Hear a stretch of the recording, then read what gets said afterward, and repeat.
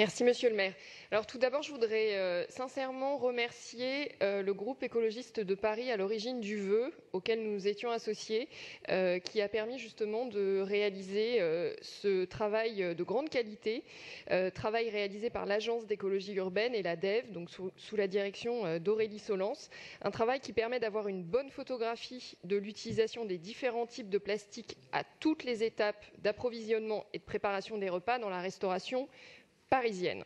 Donc nous sommes des grands consommateurs de plastique en France, nous sommes les 3e européens en la matière et Paris naturellement ne fait pas exception. Or, les effets de notre consommation fondée sur le plastique sont désormais démontrés, mais la prise de conscience commence à peine.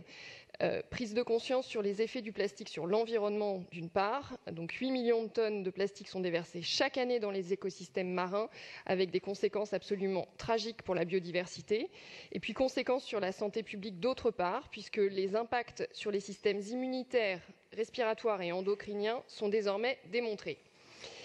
Paris ne recycle pas suffisamment et par ailleurs c'est insuffisant car il convient de réutiliser et d'éliminer purement et simplement le plastique et de changer nos habitudes de consommation.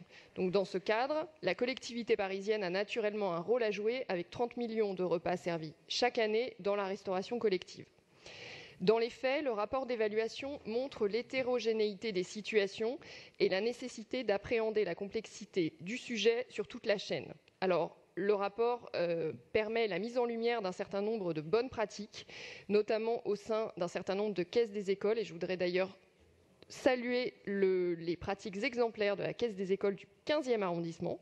Et d'autres sont beaucoup moins en avance. Alors maintenant, il faut agir, d'abord avec un calendrier volontariste pour créer un élan vertueux avec l'ensemble des acteurs concernés pour définir la trajectoire vers un abandon progressif des matériaux plastiques dans la restauration collective parisienne.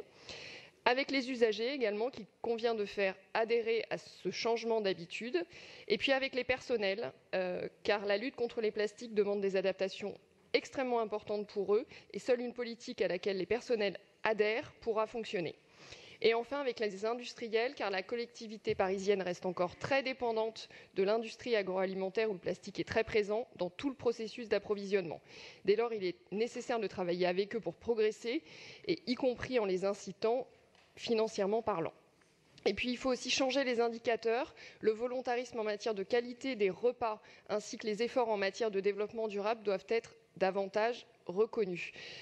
Sur ce sujet, vous pourrez compter, Madame la maire, sur notre soutien. Je vous remercie.